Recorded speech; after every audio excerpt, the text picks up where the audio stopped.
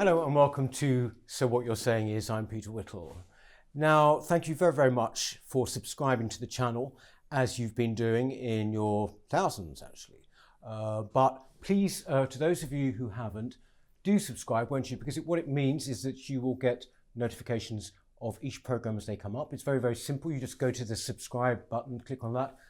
And next door, there is a blue bell. And if you click on that, that means you get notifications of each of our programs as they come up, 3 a week now. So please do that.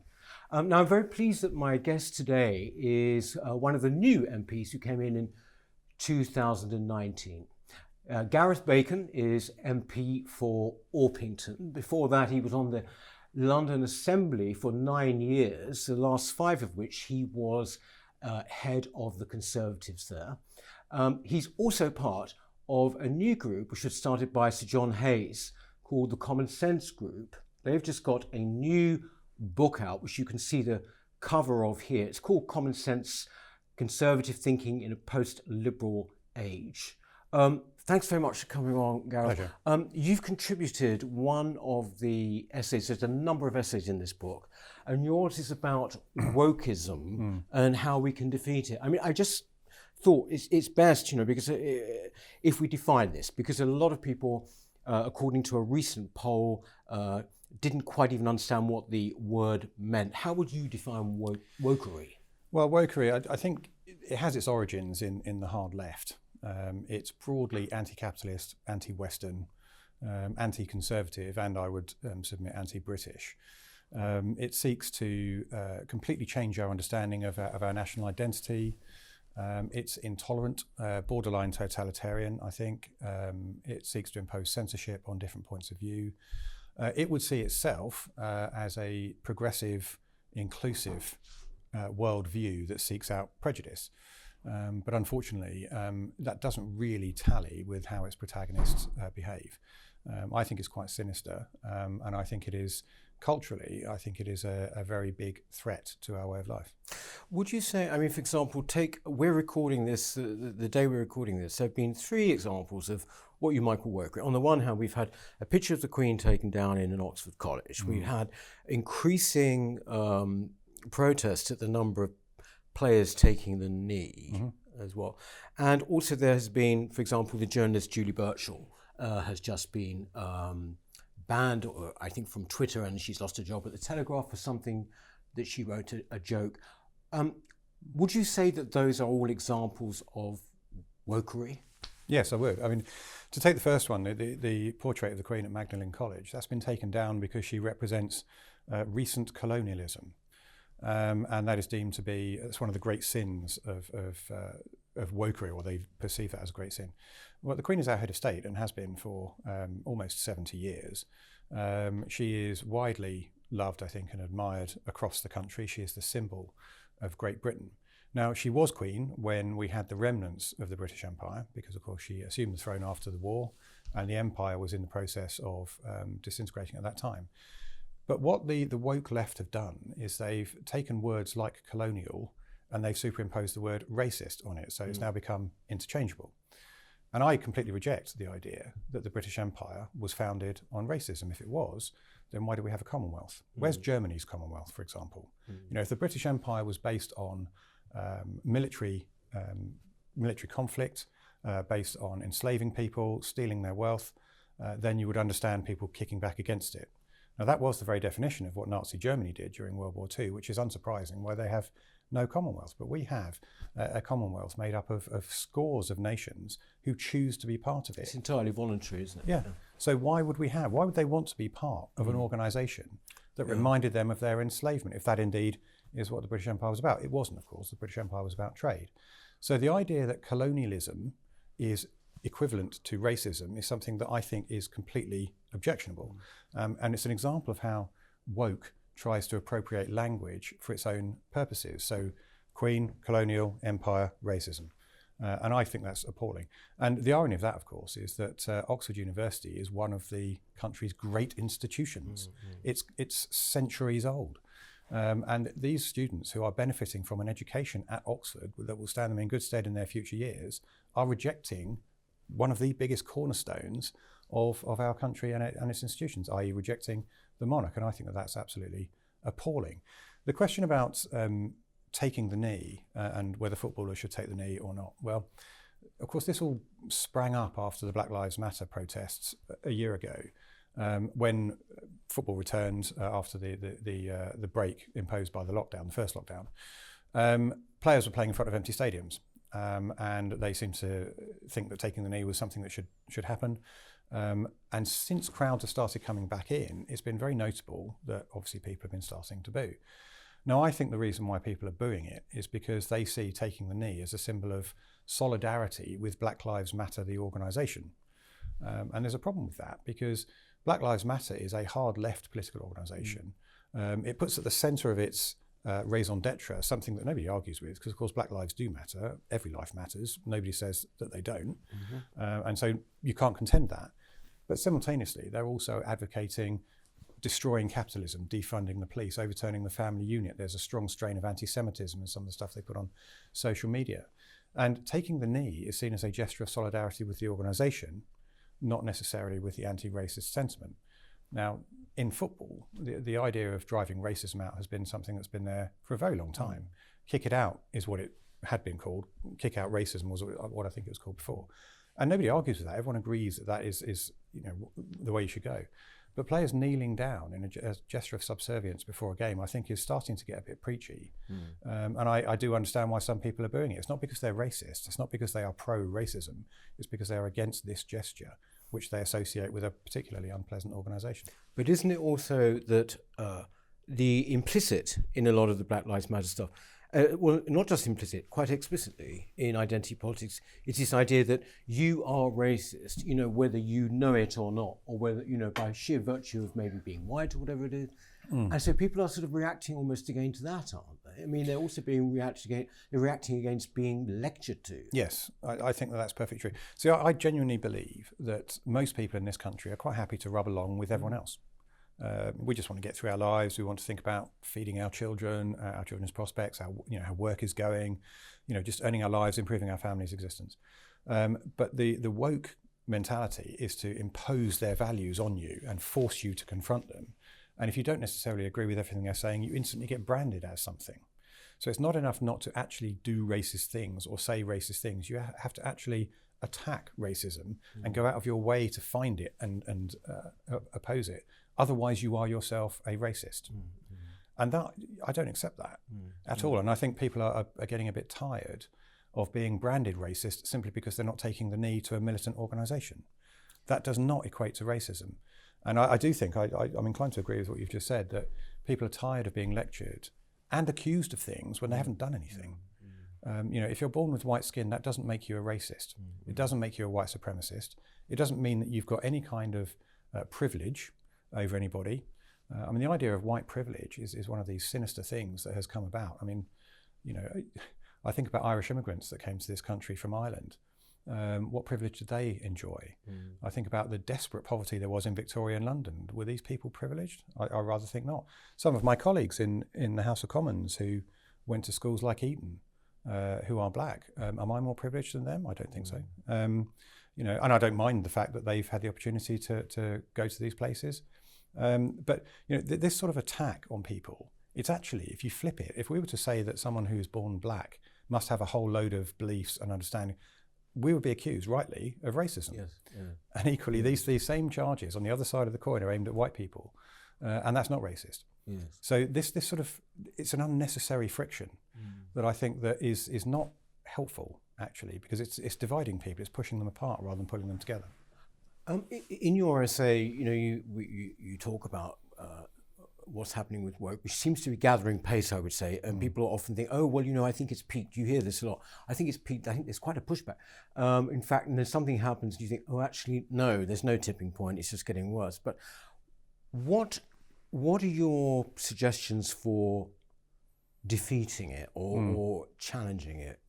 Well, there's a lot, and I've put various into the essay. I think, for a start, organisations that are the beneficiary of UK taxpayer money have an obligation not to attack our country, our history, our institutions. Right. So we've got a whole range of charitable organisations, English heritage would be one example, that get money from the government and then do massive audits on slavery. And this is the other thing that woke likes to talk about, is slavery a lot, with an attempt to try and make out that Britain is and always has been a deeply racist country. So that sort of thing needs to be pushed back against, I think. The other thing that we should do, I mean, the woke mentality is very insecure. It doesn't like open debate, which is why it seeks to censor people. That's why reading lists get altered. That's why people get no platform. That's why they try to cancel people on social media, because they don't like having to have an open debate. Because when you flush them into the open, a lot of what they're saying has absolutely no intellectual grounding at all. They can't hold their argument particularly without start shouting insults. And they tend to lose the argument, and so they're scared of that. So that's why they try to cancel people. So I would encourage much more open debate. The third thing is freedom of speech. Particularly in universities now, we are finding freedom of speech being completely closed down. University used to be where you go to broaden your mind, to explore new ideas, to test theories, to develop ideas. And that's how new ideas and new theories are actually created, by bouncing arguments off one another. Well, you can't do that if you're only allowed to occupy a very narrow terrain of ideological thought. So if you cancel freedom of speech, you're actually, it's a very totalitarian, sinister thing, because you're preventing new thinking from coming along. And I put in my chapter that, you know, these things they have sinister overtones of some of the activities we saw in the totalitarian dictatorships in the first half of the 20th century. You know, insecure ideological beliefs try to stamp out others, you know, and that is what we're starting to see. So the government have got a freedom of speech bill, which is aimed at universities in the Queen's speech. It's a matter of great regret that that's necessary. But it is necessary. Actually. Yeah. Yes, in Great Britain, you know, this bastion of democracy, we have to now start legislating for freedom of speech. But the thing about freedom of speech, it matters most when it's controversial. Because that's, you know, I'm perfectly comfortable listening to people whose views I don't agree with, because they're entitled to express them. You know, I will then either choose to listen to them or I will argue with them, but that's fine. They can't be silenced or cancelled. And that should apply in the other direction as well. You mentioned as well in the piece the Equalities Act. Can you tell us what the relevance is there? You said this would have to be amended in some way. Well, the case law that's followed, so the Equalities Act is a piece of statute, and there's various different things about the protected characteristics in there. But the way it's been interpreted by case law since 2010 has meant that people, if they feel that they are, it's about feelings rather than actuality. If they feel that someone has attacked them on the basis of one of their protected characteristics, then that is what has happened. And the woke warriors are now pouncing on that, and they are using the legalities of the case law to underpin what they are doing. And that is one of the ways that the woke ideology has managed to impose itself on society at such speed. Because you've got big organisations now who are terrified of being sued or accused of anism, whether it be racism, feminism, sexism, etc., underpinned by the Equality Act. So legal definitions of terminology, I think, are now required. So amendments to the Equality Act to change that, to change the case law that's followed, I think are one of the ways that we could do this. Because the legal interpretation of it has led to a whole load of case law which underpins the woke position. And I don't think that was the intention of Parliament when the Equality Act was passed, but it has led to a legal underpinning for a lot of the abuses that we're seeing now. Is this an idea that basically, or hate crime in a way, requires no evidence? It's just purely on perception, isn't it? And also this phenomenon of non-crime hate incidents. Yes. I understand that the Home Secretary recently said that these should not be put down on any kind of register anymore. Is that actually happening? Well, it's not been passed into law, but it is the declared intention of the Home Office is to move in that direction. Now, one of my colleagues wrote a chapter on this because he himself has been subject to it. And this is a particularly sinister development. The idea that someone should be logging down things that are not crimes, but could be construed by somebody as hate, but not over the edge into being crime. Why are they doing that? I mean, what purpose does that serve? What does it achieve? It is a very sinister approach to law and order, and it's not as though our police don't have enough to do. You know, they are increasingly overburdened, and having to keep records of things like this, I think, is a major problem. Either there is a crime or there isn't a crime. If there isn't a crime, the police have no action to take. That's how it should be. But with this, it's straying into territory it really shouldn't. with the police generally, I mean, the police are covered in the book, the collection of essays. There is this sense in which people are very concerned at the increasing politicization of the police. I mean, I think, having been on the Police and Crime Committee on the London Assembly, I think there's no question about that. But how would that be challenged? How would that be corrected, do you think? Well, I don't fully accept the idea that the police are being overly politicised. However, you can't divorce policing from politics. And I think certainly since the Macpherson report, way back at the turn of the century, the Metropolitan Police particularly have been very keen to try to show themselves not to be a racist organisation, which is laudable, but I think that has had consequences in the way that they have behaved in certain circumstances. The advent of social media, which is another tool that the woke activists use to very great effect, has also had an impact on the police. And it's perfectly possible to argue that the police have reacted to or tried to prevent adverse social media and media criticism with some of the things that they have done. So, as an example, Operation Midland, the investigation of supposedly historic sexual offences by leading establishment figures, was based on a complete fantasy by somebody who was a proven liar, who is now in prison. And the police took it all at face value because they were terrified of being accused of not taking it seriously because of the fallout from Jimmy Savile and things like that. Other things that the police have done, so people who are charged with sex offences, their name finds its way into the public domain. And I remember having an exchange with a former Deputy Commissioner of the Metropolitan Police about this. And I put it to him that this was not the way to be going, because either the state can make its case with the evidence it has or it can't. Because his argument was that, well, if you put these names out in the public domain, it might encourage other people to come forward who might not otherwise have done. But that's not how you do it. You don't throw a Hail Mary and throw this person to the wind and let justice take its course. Because the stress and strain on that person is incredible. If the state can't make its case, then there isn't a case. And this sort of thing shouldn't happen. But on the flip side of that, so we have, if you look back to, say, the Sarah Everard vigil on Clapham Common, appalling crime was committed, unfortunately, by a serving Metropolitan Police officer who has now admitted to that crime, and a vigil wanted to take place. Well, in normal circumstances, there would be no issue with that at all, but we had coronavirus restrictions. Now, the coronavirus doesn't care whether you're at a vigil, it doesn't care whether you're in church or a football stadium or on the tube. If people are in close confines, there is a good chance that the virus will pass, which is why those restrictions were put in place and into law. The police were put in a very invidious position there, because what are they supposed to do? You can have this vigil. We understand, they understood, the deep sensitivity around why people would gather at that vigil. And the vigil went on all day, and for the most part, it was fine. But right at the end, people wanted to start making speeches and everyone huddled up, and that was when the police tried to break it up, and it ended up in the scenes that we saw on social media. The police then got castigated for this, for their insensitivity and their heavy-handed. But what were they supposed to do? The law is the law. The law was as it was passed by Parliament. The police had said in advance, please don't come to this, because if people breach social distancing, we'll have to do something to break it up. That was then upheld in the High Court, and everybody knew that. Everyone knew that in advance. But the problem we have with the police is that they often, I think they're too sensitive to the way they are covered in the media. And part of the problem there is that they don't feel, I don't think, that they have got political top cover for the job that they need to do. And the Mayor of London would prove that point, I think, because he went public with his criticisms of the Commissioner in terms of what she said to him afterwards, quite how she can have a working relationship with him after the way he threw her under the bus. That's a problem for them. But I would certainly have a problem working with him after what he said in public, because all he was interested in was his election prospects. So he went after the police. So the police have got a very difficult job to do.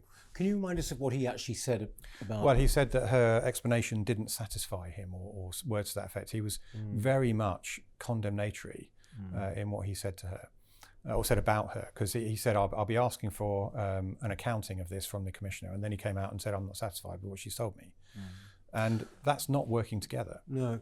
I think the thing is, Gareth, is that from the perspective of a lot of people who watch, for example, they would not necessarily disagree with you on the Sarah Everard thing, but they would say, but in that case, but why then do the police seem to happily dance with Extinction Rebellion or take the knee with Black Lives Matter. Yep. And there's this feeling, so that is what, when I say politicization, that is what I'm really getting at. And I think you've touched on a couple of good points there, because, and these are questions I've had in conversation with very senior police officers. If you're wearing the Queen's uniform, you're supposed to police without fear or favour. That's really important, fear or favour. You can't be seen to be favouring political sides, because once you do that, then you've lost your authority. So people dancing with Extinction Rebellion, people skateboarding Extinction Rebellion, taking the knee at a Black Lives Matter march, etc., etc., etc., is a very bad advertisement for the police. There was a young police officer a couple of weeks ago who was at the Palestinian march who shouted out about Free Palestine. Well, she's wearing the uniform.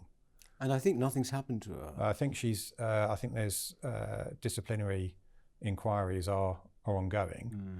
I mean, she's a young probationer, but she should be investigated for that. I personally think she should be in a lot of trouble for that.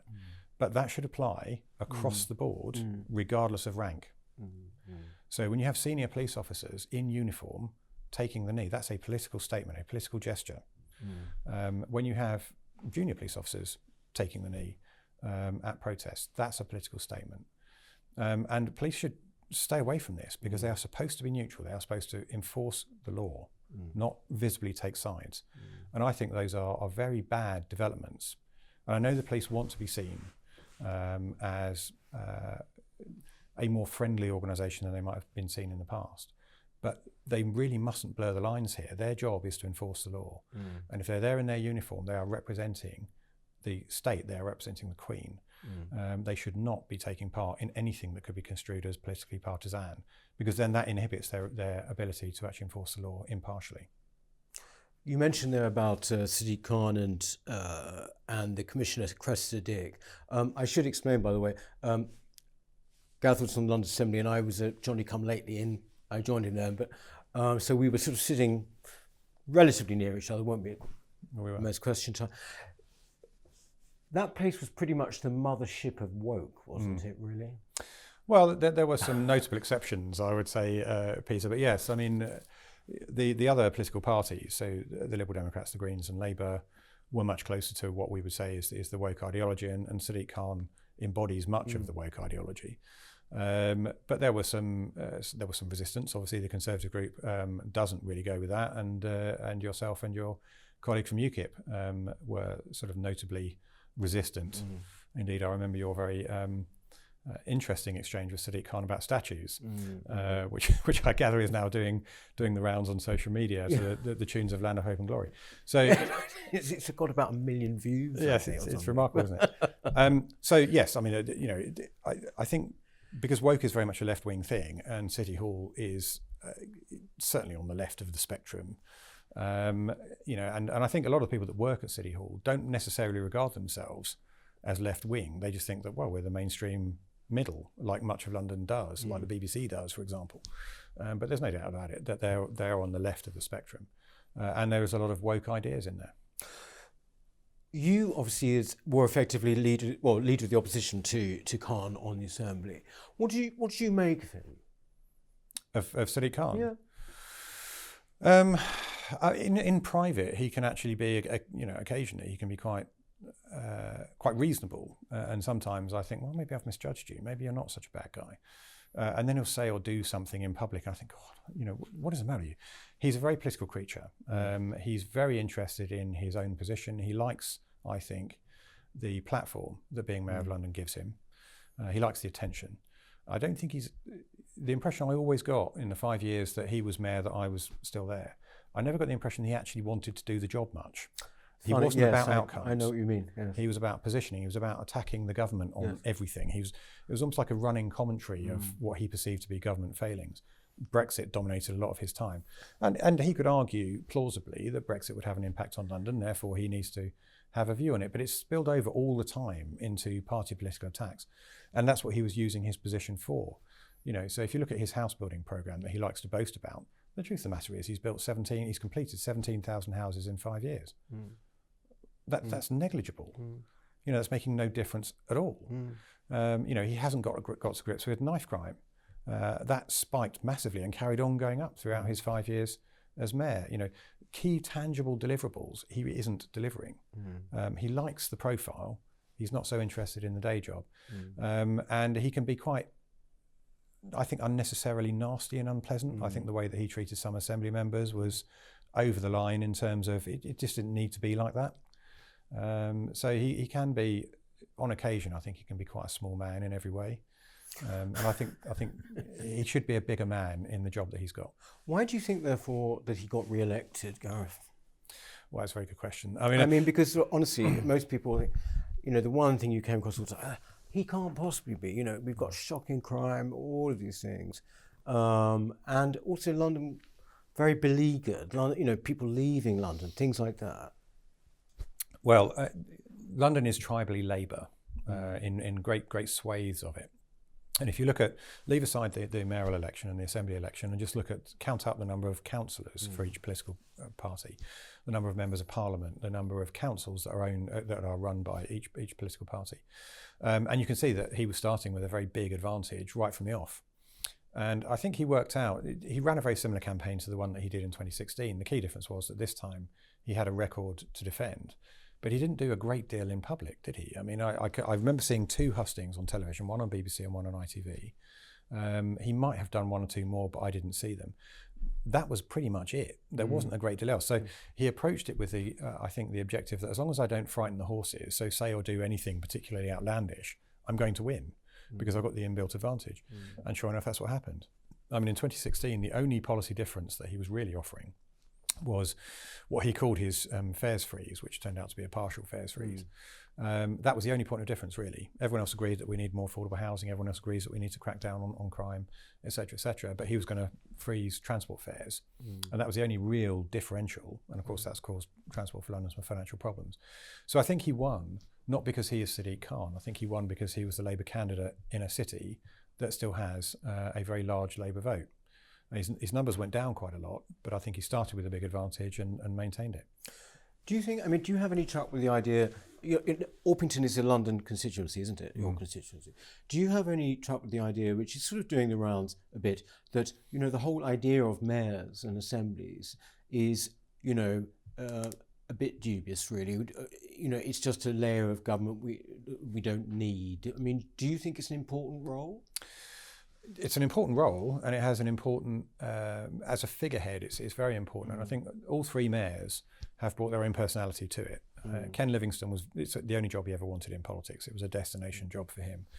And he got the institution up and running. He introduced policies such as the congestion charge and whatnot, that people, you know, can either like or dislike, but you can't argue that Ken Livingstone put the institution on the map. Boris came along and he gave it a bit of bounce, I think. There was a lot of optimism about how Boris did the job, and he sort of projected London internationally. And he was fortunate that the Olympic Games was coming to London, and at the beginning of his second term they took place. And that was, I don't think I've ever experienced anything that had such a national feel-good factor as the Olympics, and I think Boris benefited by that. Sadiq Khan has changed it a bit. I find his reign at City Hall to be a much more negative experience, in the sense that he's just constantly critical. Nothing's ever good. It's always looking on the dark side of life rather than the bright side of life. To the guts of your question, do we need mayors? The unintended, there is an argument for them, because they can attract inward investment, they can drive change on a more localised level than, say, Whitehall might. The weak side of it is that it loosens the fabric of our nation. There is no argument, in my mind, that devolution of power to Scotland and Wales has loosened the fabric of the United Kingdom. The rollout of additional metro mayors hasn't helped. So in a national pandemic, an emergency health situation, we had reports of negotiations taking place between the Prime Minister and the metro mayors of Manchester and London about where they should go in terms of lockdown and what financial support they'd be given. Negotiations. They're not a sovereign state. They should be taking orders, not negotiating. And so this all adds to confusion, to doubt. It undermines the sanctity of the nation. And I personally, I would prefer to turn the clock back and to get back to Britain being a unified state and not have these things, because I think the political consequences outweigh the benefits. There are benefits, but there are also political consequences. And personally, I'm unconvinced that the benefits outweigh the consequences. Just to go back to the book a bit, you know, a lot of, I agree with a huge amount that's in it. Obviously, I should say it does cover every sort of subject. I mean, as I say, immigration and education and obviously the woke agenda. There are about 60 people in the group, aren't there? 60 MPs and peers. How influential are you? Have you had any successes, for example? Yeah, I think we have. Oliver Dowden in particular in the culture space has really stepped up in some regards regarding things like the institutions that are being funded by the government, about really setting down where they should go. We have been getting in touch with a lot of these institutions as well, and they are quite willing to come and meet us. Really? And we are very direct with them. And I think in the longer term that is putting a marker down too. Senior government ministers pay attention to what's coming out of the Common Sense group. We've had a number come to address us and listen to us, and I think it is having an impact. I think, and also further afield than that. So I did what we call an adjournment debate, which is members of Parliament can apply to have debates as the House is rising for the day, and a minister will come in to reply to the debate. They're not hugely well attended, as you can imagine, because they tend to be at the end of the parliamentary day, and by that point people have voted and they've had enough. But mine was about woke, and it was about Sadiq Khan's commission to investigate and topple statues around London. And I, as the mover of the adjournment debate, get to make a lengthy speech, and then the minister will reply, and other members within the half an hour that's allotted to it can also contribute. And we put that on YouTube, and quite a large number of people have written to me thanking me for standing up and saying those things, because they thought that no one in Westminster represented their views, because social media has created this impression that the woke view is the commonly held view, and it really isn't. Twitter gets things wrong most of the time. If Twitter is to be believed in aggregate, we would never have had Brexit. Boris would never have become Prime Minister. The Conservative Party would not have won the last general election, because all of these things, the aggregate view on Twitter was these things just won't happen. Yes. And the power of social media shouldn't be underestimated, because it creates an impression in people that aren't used to being on the receiving end of it, that there's this massive outpouring of anger and whatever about whatever it happens to be. And they make concessions to it. And this is how woke steals march. So we've been pushing against that. So me standing up and doing that adjournment debate, the book that has come out setting out some alternative positions, things that other MPs are saying in Parliament, is starting to push back on this. I think woke has managed to steal the march for too long. And what you're now seeing is the beginning of a pushback against it. It's by no means, I don't think we've reached peak woke yet. I don't think we've turned the tide yet. I think it would take a lot more to do that. And a lot of the woke ideas, I mean, when I was growing up, some of them are rehashes of things that I saw back in the 1980s. And in those days, they were just dismissed as the loony left. But they didn't have the tool of the social media to broadcast their views to a much wider audience. Now they do. And it creates the impression, wrongly, that this is the majority view. It isn't. Yes, it's not, although I would just maybe add a bit to that, in that it seems to me that you've got Twitter and social media, yes, of course, but it is the speed with which our institutions have capitulated, or indeed it's actually coming from within, whether it's a national trust right through to the Royal College of Music and instruments and things. This is what people say, where has this come from? Where is this? And I just wonder, you also talk about the BBC in the book, not you, but one of your fellow writers. The BBC should be broken up, because the BBC is the citadel of a lot of this. Yes. Are you impatient with the government? I mean, in the sense that the government talks about decriminalising the licence fee, but so far as I know, that's not happening now. Is that right? Well, it hasn't happened yet. I mean, the Charter is due for renewal, and there will be another conversation about that coming up in the very near future. Right. I'm not an advocate of decriminalisation, because if you simply decriminalise it, the BBC can then take you to civil court to chase you for it. So you end up with a bigger bill. It's like not paying a parking fine. If you don't pay a parking fine, you won't get a criminal record, but you'll be chased through the civil courts, and you may end up with a huge, big fine with court costs and everything else.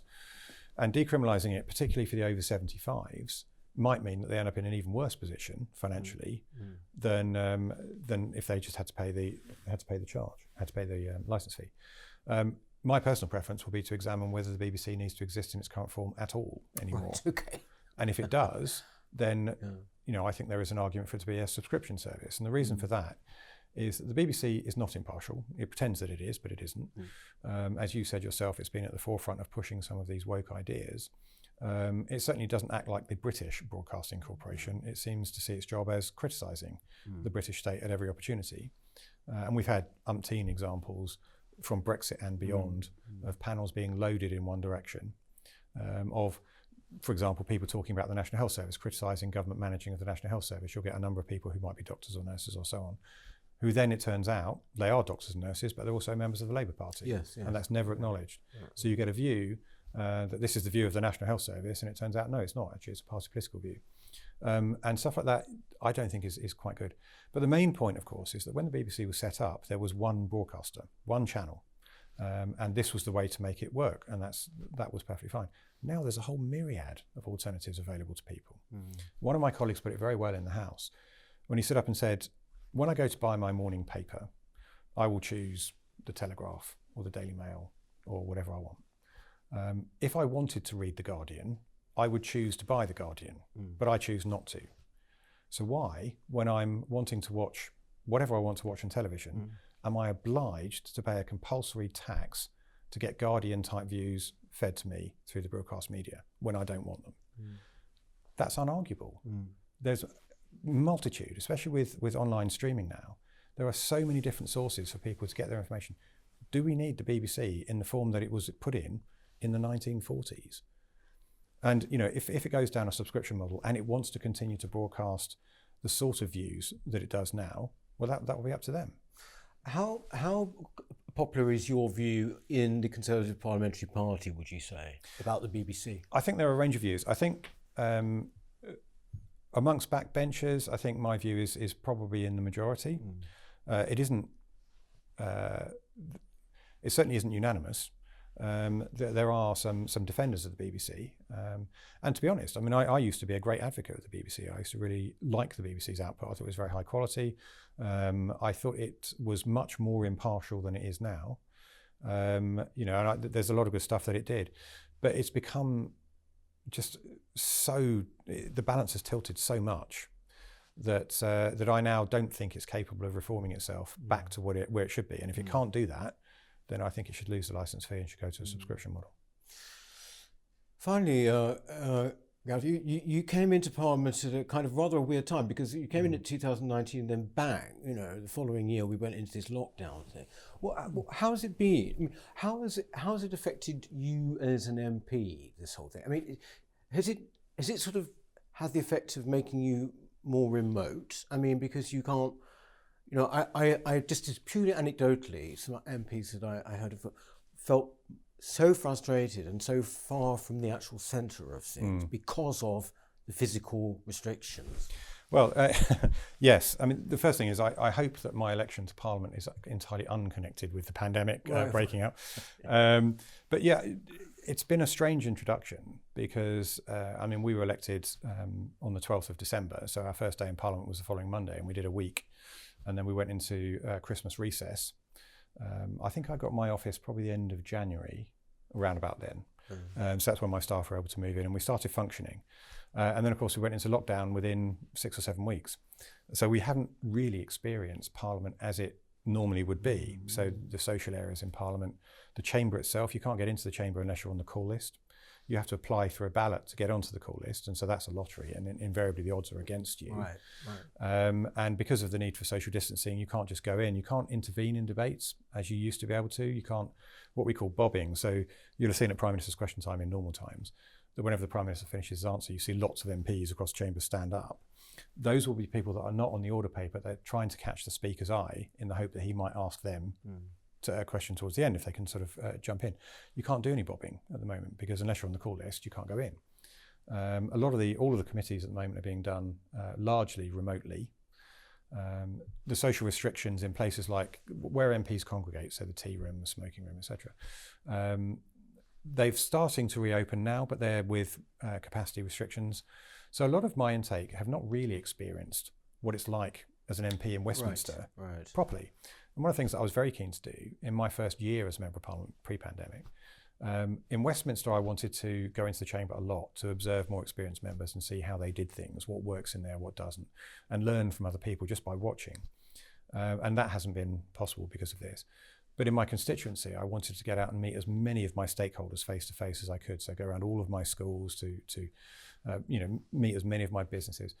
And some of that has been possible, but nowhere near on the level that I was hoping it was going to be. And I'm very much hoping that as we approach the potential lifting of all restrictions, that both sides of that equation start to change. So almost 2 years in as a Member of Parliament, my intake can start learning how MPs function properly. Yes, exactly. Because we've all spoken in the chamber, we all sit on committees, we all ask questions, but we've done it in this very strange atmosphere. You know, I've never spoken in a chamber with, you know, the benches opposite me packed where I'm being hissed and heckled and whatever. So I've never had to deal with that. And that's going to be a new experience, and it's the same for all of my intake. So it's been a very weird first sort of year and a bit. But the context for this, though, Peter, is very important, because this is small beer compared to some of the suffering that we've seen around the country because of the pandemic. And so I don't want to lay a big woe is me card on the table, because some people have suffered grievously because of this. Is it right that you're actually going to be going into a temporary chamber as well? Is that what's happening there? Is that still happening? This is because Parliament itself is huge. You've got a huge restoration thing going on, hasn't it? So it's actually closed? Oh no, of course it's not closed. No, Parliament's open, but the current intention, it's called the Restoration Renewal Project, is that the Palace of Westminster itself needs such an overhaul that before my time, it was decided by a previous Parliament that the plan would be as follows. They would build a temporary chamber, temporary House of Commons chamber, where Richmond House now is. On Whitehall? Yes. Yeah. They'd move the House of Lords into the Queen Elizabeth II Centre over the road from over Parliament Square. And we would stay in there. So it would be decanted into there whilst they renovated the Palace of Westminster. That would save money and would probably, well, it's alleged it would save money, and it would probably speed things up a bit. My reservation about that, because there's some argument about whether that could be revisited and changed. My reservation about that is that a future government that didn't value the history and tradition of Parliament might not ever put us back into the Palace of Westminster. So the House of Commons as it is now would become a museum or something like that. I think there's a real plausibility about that. Yeah. That's occurred to me, actually. This would be the perfect time to actually make a permanent change. And I would resolutely oppose that. You know, the Parliament itself is one of the great institutions and symbols of our nation. It's a very historic place. You can feel the history when you walk down the corridors there. You know, the House of Commons chamber itself actually isn't that old. It was rebuilt after a direct hit from a German bomb during World War II. But this is the same chamber that people like Winston Churchill, Clement Attlee, Margaret Thatcher spoke in. And I would be loath to see all of that history and tradition scrapped because an incoming government in a few years' time decided to renege on a plan that was conceived in the 2010s. So that it is the current plan, but it could be revised, and I hope that it is. I hope that they do it in a way that they partially decant. So it might be, for example, that the House of Lords moves over the road and the House of Commons sits in the House of Lords while the House of Commons is being done, and then they go back, and so on and so forth. Well, I mean, I do hope, Gareth, that you do manage to get his stand, as you say, from the packed opposition benches at some time soon. That it all starts working as it should do. Where can people read the book, The Common Sense? Is there a link they can go to get it? It's on the Common Sense group site, is that right? Yes, it's available online. It's available online. I believe it's been. I've got the link to it, which I think I've sent to you, which you're more than happy for you to put that up on this video when it goes out. Yeah. The Common Sense group doesn't yet have a website, right? But it has been released online. I see. Okay. Well, we'll put that up. But thanks very much indeed for coming on. My pleasure. And I hope that the collection is listened to by the right people. And thanks very much indeed, Gareth. Pleasure. Good to see you. That's it. We shall see you next week. But as I said at the beginning, please do remember, won't you, to subscribe. Thanks very much. Bye-bye.